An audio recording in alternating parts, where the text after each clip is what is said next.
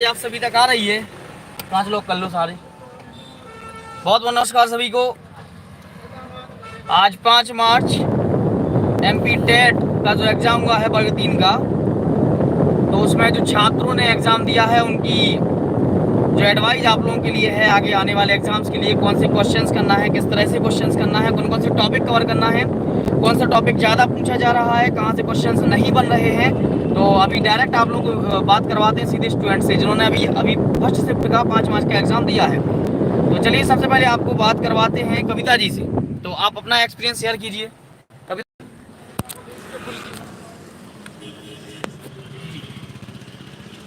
सभी को नमस्ते।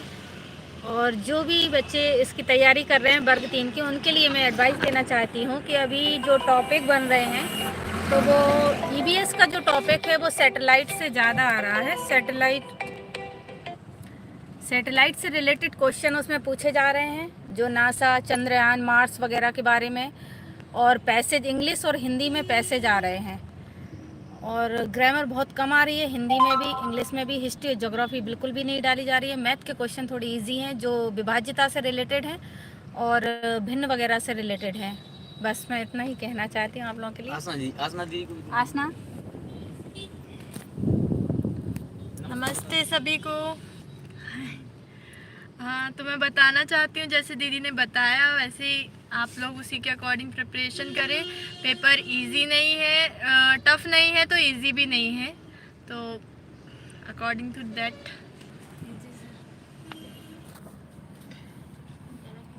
हाँ बता दीजिए आप भी। जैसा कि दीदी ने कहा है, पेपर मतलब ठीक आया था। टॉपिक वो विभाजितता के नियम से आए थे, मतलब इकाई के अंक से, और भिन्न वगैरह आए थे। चलिए ठीक है। हाँ वो क्वेश्चन बताए हैं ना, जैसे मैथ में क्वेश्चन बताए हैं अभी की, जैसे विभाज्यता के नियम से भी क्वेश्चन पूछे गए थे और भिन्न भी पूछे गए थे, है ना। और जैसे अभी दीदी ने बताया कि उसमें सैटेलाइट से क्वेश्चन पूछे गए थे, जो कि आप रितेश सर ने करवाए थे। कविता जी से बताएं। बिल्कुल कविता जी ने सर बता दिया है।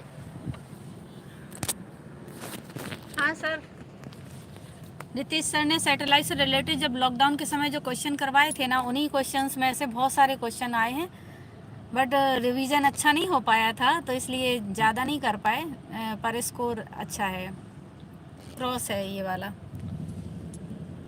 और सारे सब्जेक्ट का बता दीजिए थोड़ा थोड़ा सा। इंग्लिश में क्या, कहाँ से आया? इंग्लिश में पैडालॉजिकल क्वेश्चन आए हैं, एक्विजिशन से भी आए हैं, वो अनसीन, मतलब हाँ अनसीन पैसेज आए हैं। एक्विजिशन, ग्रामर बहुत कम आई है लेकिन। बता दीजिए थोड़ा। और हिंदी में भी पैसेज ही आए हैं और पैडालॉजिकल क्वेश्चन आए हैं।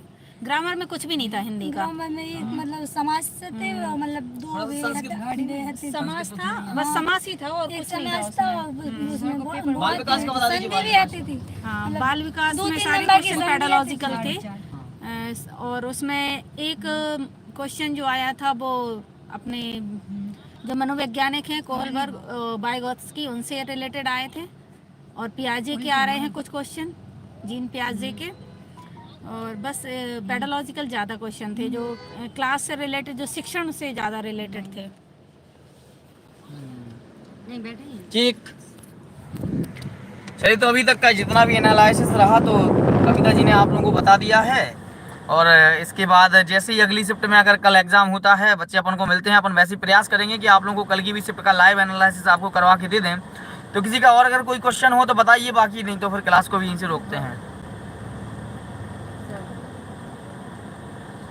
आज के नंबर, आज जैसे मैंने काफ़ी बच्चों से पूछा है तो एक बच्चे के आए हैं 106, 106 नंबर अभी बताया है। बाकी तो मैक्सिमम मार्क्स जो रहे वो 80 से 95 के अबव भी बीच में ही रहे हैं। ठीक है, तो ज़्यादा नहीं कह सकते हैं। एक शिफ्ट को अपन ये कह सकते हैं कि मॉडरेट शिफ्ट कह सकते हैं, इजी भी नहीं कह सकते हैं और हार्ड भी नहीं कह सकते हैं ना।